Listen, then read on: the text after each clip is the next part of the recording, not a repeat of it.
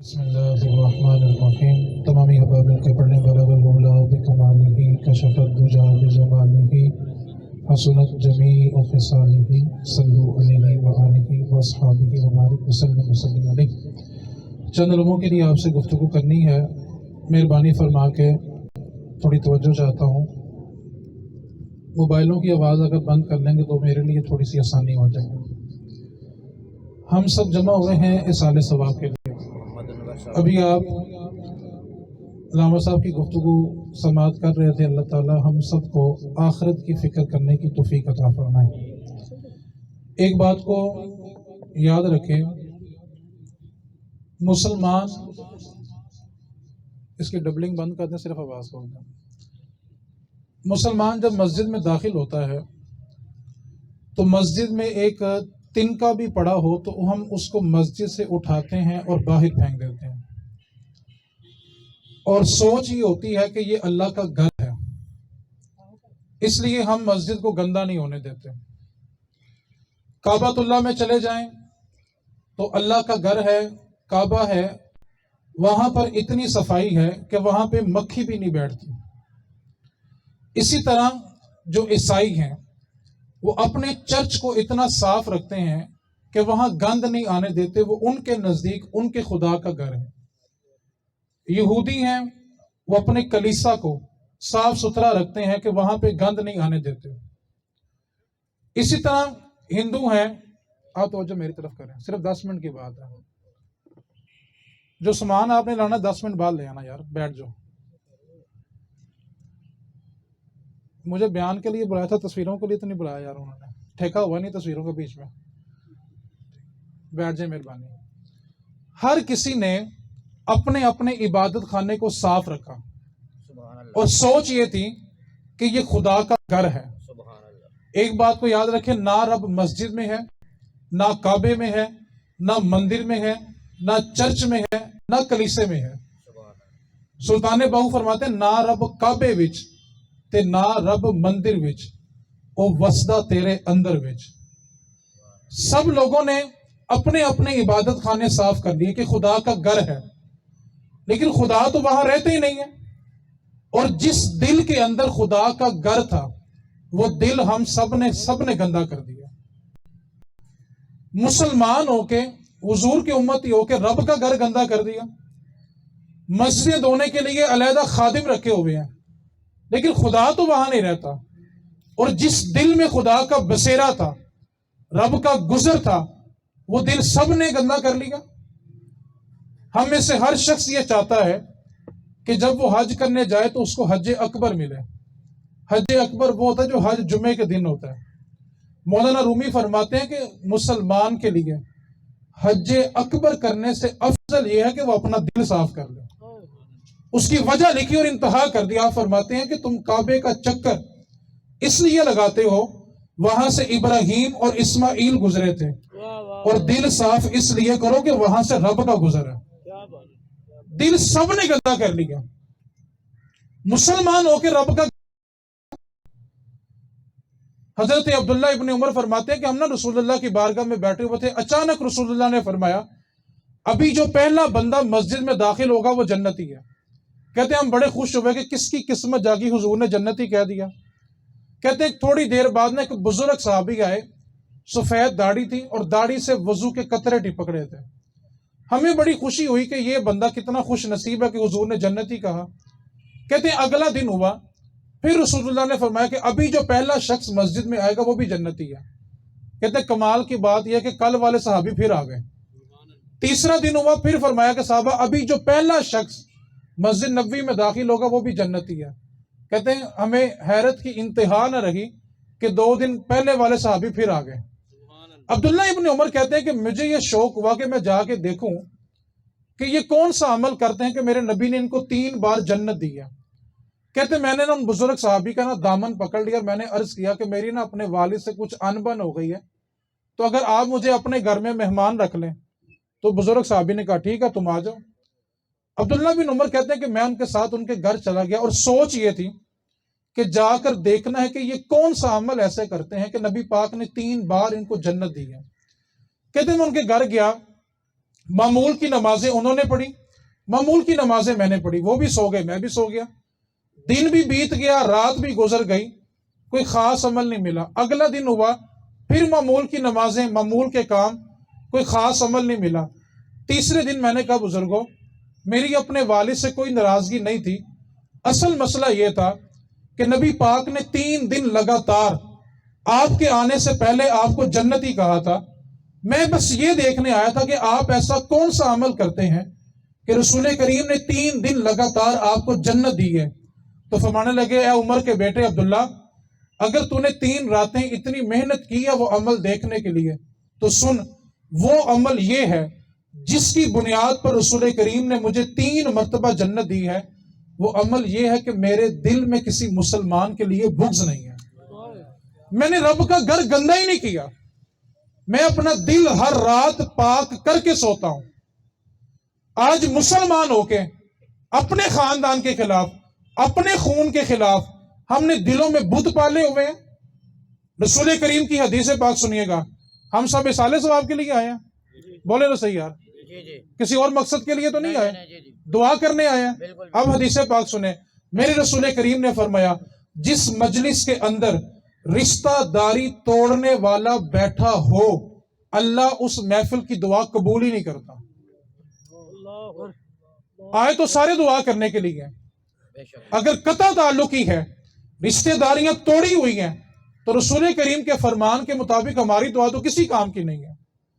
آئے ہم سب دعا کرنے کے لیے ہیں، 2 چیزیں ہیں، یا تو پھر ہم دعا نہ کریں، اور اگر کرنی ہے تو پھر دل صاف کر کے کریں تاکہ ہماری دعا کسی تک پہنچے تو صحیح۔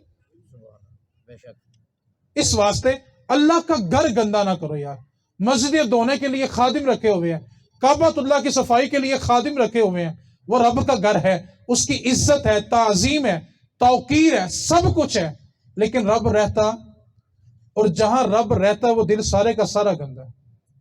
آخری پیغام اور گفتگو میں سمیٹنے لگا ہوں، ایک بات کو اور یاد رکھیں، جتنا پھل ماں باپ کے چیلم پہ پڑا ہوتا ہے نا، کاش اتنا پھل ان کو ان کی زندگی میں کھلایا ہوتا۔ سبحان اللہ، واہ کیا بات، ماں باپ زندگی میں تیرے وقت کے لیے ترسیں، تجھ سے ملنے کے لیے ترسیں، دوائی کے لیے ترسیں، کیا بات، اور چیلم پہ پھل کی ٹرے پڑی ہوتی ہے۔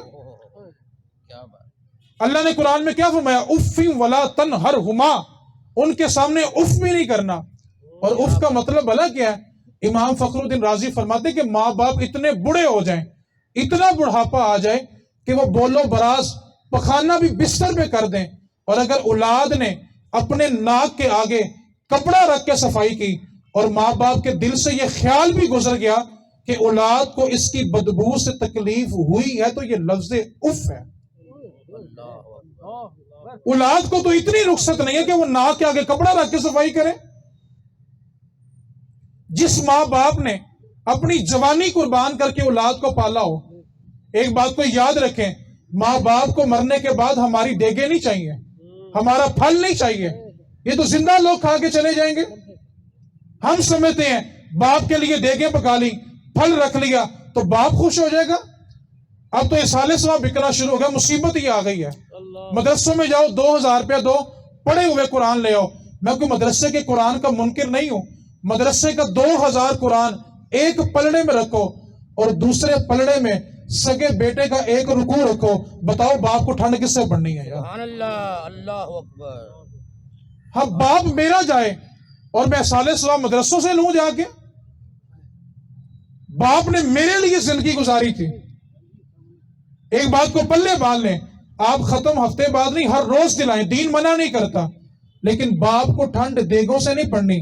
باپ کو ٹھنڈ کب پڑے گی؟ جب اس کا بیٹا، اس کی بیٹی اتحیات میں بیٹھے اور کہے ربنا اغفر لی ولوالدی، اللہ سونے مجھے بھی بخش دے، میرے ماں باپ کو بھی بخش دے۔ سبحان اللہ، پھر دیکھو ماں باپ کی قبروں میں ٹھنڈ پڑتی ہے کہ نہیں پڑتی؟ سبحان اللہ، آخر یہ نوبت کیوں آئی؟ ہمارے بچوں نے ہمیں صرف دیگوں تک، پھلوں تک کیوں رکھا؟ اس کی وجہ یہ تھی، ہم نے اپنی نسلوں کو سب کچھ دیا، اپنی حیثیت، اپنی طاقت، اپنی اوقات سے بڑھ کر اپنی اولاد کو دیا۔ جو اپنے پاس نہیں تھا نا، وہ بھی اولاد کو دیا۔ نہیں دیا تو صرف نبی کا دین نہیں دیا، اس کے سوا سب کچھ دیا۔ پھر نتیجہ کیا نکلا؟ جب نسلوں کو دین سے بچا بچا کے جوان کر دیا نا، یہ تو اللہ کا شکر ہے کہ اس گھرانے میں اللہ نے ایک عالم پیدا کر دیا۔ سبحان اللہ۔ خدا کی قسم جب تک اس بچے کی سانسیں ہیں باپ کی قبر روشن ہے، ماں باپ کی قبریں روشن ہیں۔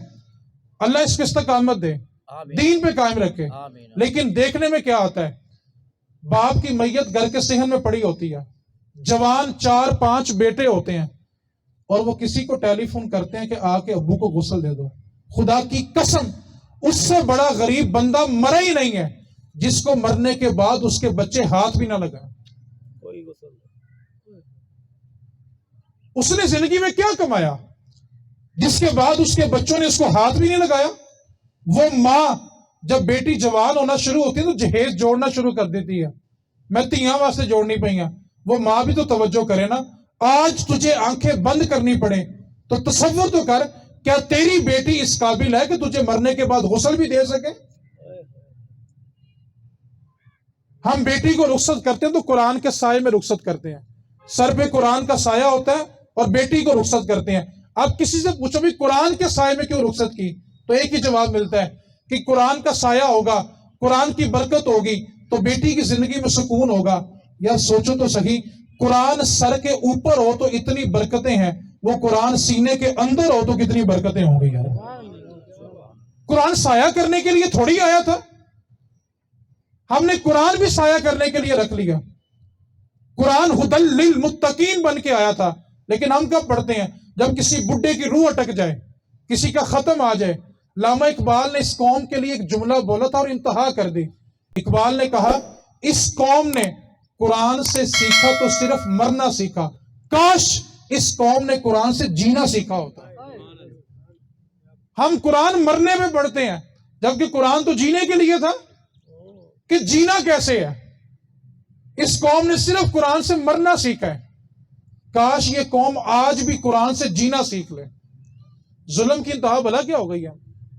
میری بات سے ناراض نہیں ہونا، ہو بھی جانا میں تو چلے جانا جناب، لیکن توجہ آپ کی چاہتا ہوں۔ جنازہ اٹھتے وقت جو بیٹیاں غم سے بے ہوش ہوتی ہیں نا کہ میری ماں چلے گئی، باپ چلا گیا، سر کے سائیں چلے گئے، ٹھیک 5 منٹ کے بعد وہی بیٹیاں چاولوں کی پلیٹیں پکڑ کے آوازیں لگا رہی ہوتی ہیں، آنٹی بیٹھو روٹی کھا کے جانا، آنٹی بیٹھو روٹی کھا کے جانا۔ یہ دین ہمیں کس نے پڑھا دیا؟ اس سے بڑا بھی ظلم کوئی ہوگا جس کے ماں باپ چلے جائیں، ہم ان کے ہاتھوں سے کھانا لے کے کھا رہے ہیں؟ بیٹا بھی باپ کو دفن کر کے، ماں کو دفن کر کے گلی کے کنارے آتا ہے، ہاتھوں پہ قبر کی مٹی ابھی تازہ ہوتی ہے اور اس کی آواز کیا ہوتی ہے؟ سارے بھائی بیٹھو روٹی کھا کے جانا۔ یہ دین ہمیں کس نے پڑھا دیا؟ دین کا حکم تو یہ تھا کہ 3 دن مرنے والے کے بچوں کو کھانا کھلاؤ، کھاؤ نہیں۔ رسول کریم کا کیا عمل تھا؟ جب حضرت جعفر طیار رضی اللہ تعالیٰ عنہ شہید ہو گئے، رسول کریم اپنے حجرے میں آئے، فرمایا گھر والوں، جعفر کے گھر والوں پہ قیامت ٹوٹی ہے، تم کھانا تیار کرو، محمد خود ان کے گھر میں کھانا لے کے جائے گا۔ دین کا یہ پہلو کب پڑھیں گے ہم؟ 3 دن بچوں کو کھلانے کا حکم ہے، 3 دن کے بعد آپ کروڑوں کا لنگر پکائیں، دین منع نہیں کرتا۔ آپ لاکھوں کا اصالہ ثواب کریں، دین منع نہیں کرتا۔ لیکن ایک بات کو یاد رکھیں، اللہ نے آپ کو 10 روپے کی طاقت دی ہے نا، آپ 10 روپے کا اصالہ ثواب کریں۔ 10 لاکھ کی طاقت ہے، 10 لاکھ کا کریں، لیکن قرضہ اٹھا کے ناک رکھنے کے لیے اصالہ ثواب نہ کریں کہ لوگ کیا کہیں گے، برادری کیا کہے گی، ساری زندگی پیو دا کھادا ہے، آج پیو دے نہ 2 دیگا نہیں پکا سکے۔ رسول کریم کی حدیث پاک سنیں، میرے رسول کریم صلی اللہ علیہ وسلم نے فرمایا، شہید جب شہید ہوتا ہے نا، اس کے جسم سے خون کا پہلا فوارہ نکلتا ہے، شہید کا خون کا پہلا قطرہ ابھی زمین پہ نہیں گرتا، شہید کا 1 قدم زمین پہ، دوسرا جنت میں ہوتا ہے۔ اب اس سے اگلی حدیث سنیں، میرے رسول کریم نے فرمایا، شہید اگر 3 مرتبہ بھی شہید ہو، اس کا قرض تب تک معاف نہیں جب تک بندہ معاف نہ کرے۔ جب قرضہ شہید کو معاف نہیں ہے تو قرض اٹھا کے اصالہ ثواب یہ دین کس نے بڑھا دیا؟ اللہ نے آپ کو لاکھ روپے کی طاقت دی، آپ لاکھ روپے کا کریں، دین منع نہیں کرتا، لیکن قرض اٹھا کے برادری میں ناک رکھنا یہ ہم نے کہاں سے سیکھ لیا؟ چلے سوال میرا آپ سے ہے، جو گھر والوں نے کھانا پکایا ہوگا وہ کس نے کھانا ہے؟ بولو یار، آپ نے اور میں نے کھانا ہے نا، کیا مردے نے وہ کھانا کھانا ہے؟ چلے میں بات کو آسان کر دیتا ہوں. آپ سب جب آئے ہوں گے تو گھر میں کہہ کے آئے گے ہم چودھری صاحب کے چیلم پہ جا رہے ہیں، ایسا ہی ہے؟ بولے تو صحیح ہے. ایسے بالکل بالکل. کوئی بات نہیں، مجھے پتا کہ سچیاں کبھی کبھی سننے کو ملتی ہیں، بندہ کہاں پہ بولتا ہے، کیونکہ ہم تو نا مزاج بنا لیا ہوا لچھے دار تقریریں سننے کا، اور بیڑا غرق بھی یہیں سے ہوا. ہم نے دین خالص سنا ہی نہیں ہے، اور جب خالص ہے تو پھر ہضم ہی نہیں ہوتا. لمحہ فکریہ کیا ہے؟ ہم سب گھر میں کہہ تھے ہم چیلم پہ جا رہے ہیں، اور آتے وقت لے کے آئے پھل. اب فیصلہ آپ نے کرنا ہے، پھل ہم نے کھانا ہے کہ مرنے والے نے کھانا ہے؟ بولو یار. ہم نے کھانا ہے. آئے کس کے لیے تھے؟ مرنے والے کے لیے. آتے وقت لائے پھل، آپ کھائیں گے میں کھاؤں گا چلے جائیں گے. آئے مرنے والے کے لیے تھے تو اس کے لیے کیا لے کے آئے؟ اور زندگی بیت گئی ہے مرنے والوں کو دھوکہ دیتے دیتے. ایک بات کو پلے باندھ لیں، مرنے والے کے ساتھ دنیا میں سب سے بڑا دھوکہ یہ ہوتا ہے کہ کوئی اس کے جنازے میں خاموش کھڑا رہے. اس سے بڑا دھوکہ مرنے والے کے ساتھ اور کوئی نہیں ہو سکتا. ہم سمجھتے ہیں ہم رسمیں نبھانے جاتے رہیں گے، زندگی بیت جائے گی تو کل کو لوگ ہمارے لیے فاتحہ پڑھ کے لائیں گے. ساری زندگی مرنے والوں کو دھوکہ دیا ہو تو لوگ ہمارے لیے فاتحہ پڑھ کے آئیں گے. خدا کے واسطے مرنے والوں پہ اتنا ظلم نہ کریں. جتنا قریبی رشتہ ہوتا ہے اتنا اچھا پھل آ جاتا ہے. مرنے والے کے لیے کیا لے کے آئے تھے؟ اور زندگی بیت گئی ہے. کم از کم آج اس عہد کو کر کے اٹھنا ہے کہ یار کم از کم ایک بار تو کل ہو اللہ پڑھ کے جائیں گے. کیا ہوگا کہ جب ہم جائیں گے تو لوگ پھر خالی ہاتھ نہیں آئیں گے. یار ساری زندگی مرنے والوں کو دھوکہ دے کے ہم کیا سمجھتے ہیں لوگ ہماری بخشش کا سامان بنیں گے؟ ایک بات کو پلے باندھ لیں، شریعت کا اصول یہ کہ جنازہ باپ گیا تو بیٹا پڑھائے، بیٹا گیا تو باپ پڑھائے. یہ کسی مولوی کی ذمہ داری نہیں ہے. لیکن افسوس کیا ہے، آگے باپ کی میت پڑی ہوتی ہے اور پیچھے بیٹے کو جنازہ پڑھنا نہیں آتا.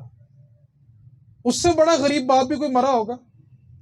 ایک بات کو یاد رکھیں، جنازہ پڑھاتے وقت جتنا درد بیٹے یا پوتے کی تکبیروں میں ہوگا نا، بڑے سے بڑے مولوی اور پیر کی تکبیر میں نہیں ہوگا.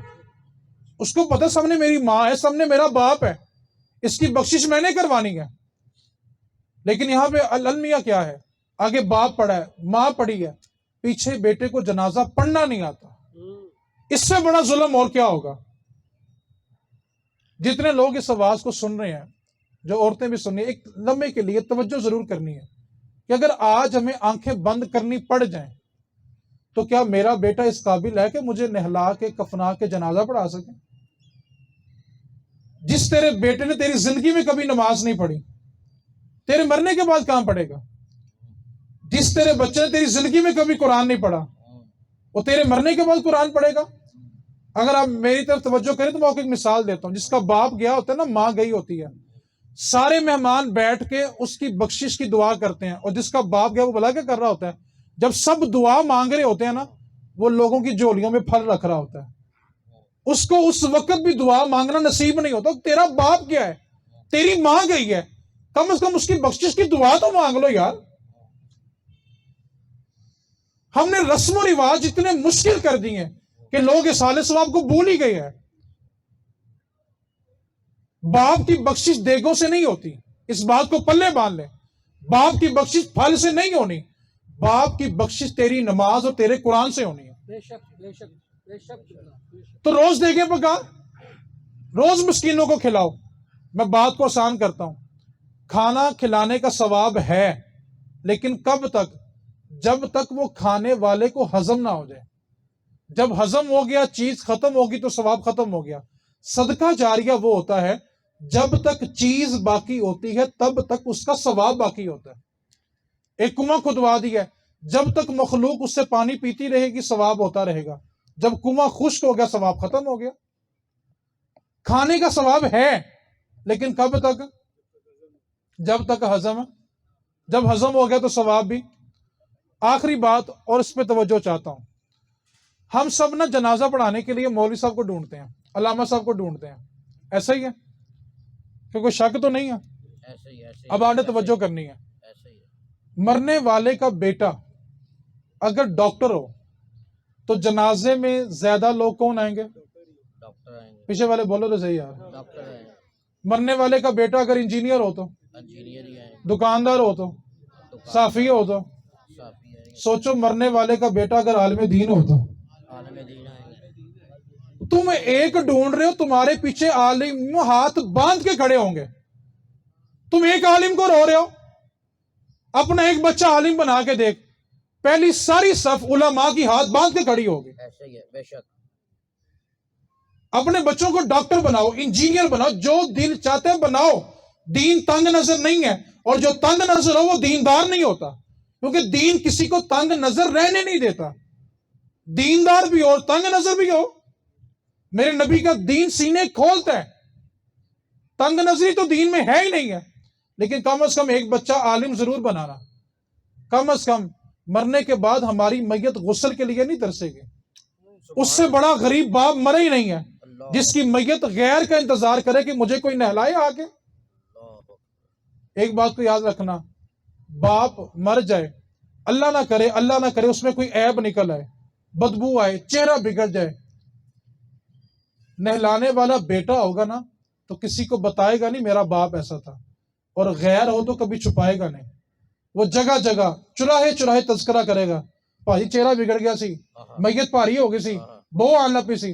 فیصلہ کرو، نہلانے والا بیٹا ہو، کسی کو بتائے گا میرا باپ ایسا تھا؟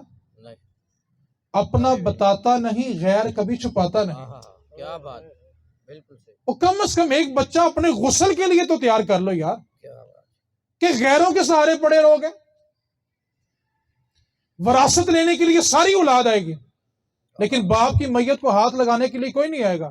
اب تو بڑھتا یہ صورتحال ہو گئی ہے. بالکل بالکل، ایک بچہ آتا ہے، ابو کی نشانی ہے موبائل، میں رکھوں گا. ایک کہتا ہے ابو کی نشانی ہے موٹر سائیکل، میں رکھوں گا. لیپ ٹاپ پاپا کی نشانی ہے، میں رکھوں گا. تو تیرے باپ کے بدن سے جو کپڑے اترے وہ تیرے باپ کی نشانی نہیں، تو نے غریب کو دے دیے تھے. تیرے باپ کے بدن سے، تیری ماں کے بدن سے جو کپڑے اترے وہ تیرے ماں باپ کی نشانی نہیں تھی.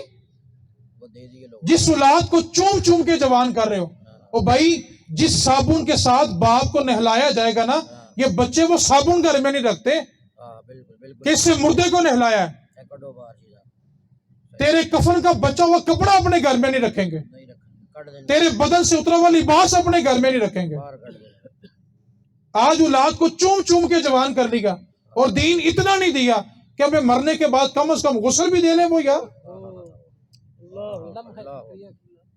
بے شک، خدا کے واسطے یار اپنی نسلوں میں ایک بچہ دین پہ ضرور لگانا. کیا بات، آپ کیا سمجھتے ہیں جو چوہے صاحب انتقال کر کے ان کا پوتا جو عالم بن رہا ہے، آپ کیا سمجھتے ہیں عالم کی محنت رہے گا چلی جائے گی؟ جنازہ ایک بات کو یاد رکھیں، یہاں تو بچے قبروں کے نشان بھول جاتے ہیں، ایسے ہی ہے، جا کے گورگن سے پوچھتے ہیں ابا جی دی قبر کتنے سی. دس بھائی، ممبر میں بندہ کیا کیا بیان کرے یار. اللہ کسی کو دولت دے تو یہ عیب نہیں ہے، یہ اس کی عطا ہے، لیکن ایک لمحہ فکری ہے. آپ ڈیفینس میں چلے جائیں، وہاں کی جو قبریں ہیں نا، قبریں ہیں، قبروں میں جو لوگ پڑے ہوئے ہیں ان کے بیٹے لاکھوں کی گاڑیوں میں اور کروڑوں کے بنگلوں میں رہتے ہیں. کوئی شک تو نہیں ہے؟ کوئی شک، ڈیفینس میں جو قبرستان ہے وہاں پہ قبروں والوں کے بچے ایسے ہی ہے، لاکھوں کی گاڑیوں میں اور کروڑوں کے، بنگلوں میں رہتے ہیں، لیکن پورے قبرستان میں آپ کو قرآن پڑھنے والا کوئی نہیں ملے گا. بالکل، تو نے بچے کو گاڑی اور گھر تو دیا لیکن اپنی بخشش کے لیے قرآن نہیں دیا. اس واسطے آپ کے لیے پیغام یہ ہے کہ جب بھی کسی کے سالے ثواب کے لیے جانا تو رسمیں نبھانے کے لیے کم از کم ایک بار کل واللہ پڑھ کے جائیں. اور اگر آپ نے اتنی باتیں میری برداشت کر ہی لی ہیں تو ایک اور بھی کر لیں. میں اپنی طرف اشارہ کرتا ہوں تاکہ میری بات کسی کو بری نہ لگے. میں اپنی طرف اشارہ، ہم اتنے مطلب پرست ہیں، ہم جنازہ پڑھنے کے بعد نہ مرنے والے کے بیٹے کو ڈھونڈتے ہیں. دوست کہتا ہے چل آج چلیے، کہتا نہیں آپ پتر نو ملنا وہاں. فیصلہ آپ نے کرنا ہے. ہم مرنے والے کے بیٹے کو گلے اس لیے لگاتے ہیں کہ اس کا دکھ کم ہو، یا اس لیے گلے لگاتے ہیں کہ اس کو پتہ چلے کہ جنازہ پڑھنے میں بھی آیا ہوا تھا. او بھائی ہم تو شکلیں دکھانے کے لیے جنازے پڑھ رہے ہیں، کس گمان میں یار. ہمارے دین کی بنیاد کیا تھی؟ انما الاعمال بالنیات. اور جب تیری اور میری نیت یہ ہو کہ مورے پتر نو مل لواں، اپنا چہرہ بکھا لواں، مرنے والے کے ساتھ اس سے بڑا دھوکہ اور کوئی نہیں ہوگا. آخری جملہ اور اس کے بعد دعا کی طرف جا رہا ہوں میں. قائد اعظم محمد علی جناح رحمۃ اللہ علیہ، آپ کے نا ایک ساتھی تھے مولانا عبدالحی لکھنوی. یہ میں بات سنانے لگا، جیسا سلوک ہم کریں گے ویسا ہمارے ساتھ ہونا ہے. مولانا عبدالحی لکھنوی کے ہزاروں مرید تھے اور ہزاروں شاگرد تھے. آپ کے دور میں ایک درزی تھا. اس درزی کی عادت یہ تھی کہ وہ جب بھی مسجد میں کسی کے جنازے کا اعلان سنتا دکان بند کرتا اور جنازہ پڑھنے چلا جاتا. تو پڑوسی دکاندار کہتے ہیں تو بڑا عجیب ہے، نہ مرنے والا تجھے جانتا ہے نہ تو مرنے والے کو جانتا ہے، کام کاج کا حرج کرتا ہے اور تو جنازہ پڑھنے جاتا ہے. اس نے کہا باؤ جی میں سنیا جیڑا کسے دا پڑھے پھر لوکی ہودا پڑھ دینا. وقت بیتتا گیا، مولانا عبداللہ لکھنوی کا انتقال ہو گیا. تاریخ کے الفاظ ہیں کہ لاکھوں کا مجمع تھا اور ہزاروں لوگ وضو کرتے رہ گئے، جنازے میں مولانا کے شریک نہیں ہو سکے. جب عبدالحی لکھنوی کا جنازہ پڑھ لیا تو اعلان ہوا کہ ایک جنازہ اور ہے، وہ پڑھ کے جائیے گا. جو لوگ وضو کر رہے تھے ہزاروں، وہ بھی شریک ہو گئے، جنازہ اس سے بھی بڑا ہو گیا. اور جب دوسرا جنازہ پڑھ کے فارغ ہوئے تو پتہ چلا یہ وہ درزی تھا جو اللہ کی رضا کے لیے لوگوں کے جنازے پڑھا کرتا تھا. فیصلہ آپ نے کرنا ہے کہ آپ کس کی رضا کے لیے آئے ہیں، خاندان کو منہ دکھانے آئے ہیں کہ مرنے والے کے لیے ہاتھ اٹھانے آئے ہیں. اب جس کے جی میں آئے وہ حاصل روشنی کرے، اب جس کے جی میں آئے وہ حاصل روشنی کرے. ہم نے تو دل جلا کے سر عام کر دیا. وما علینا الا البلاغ.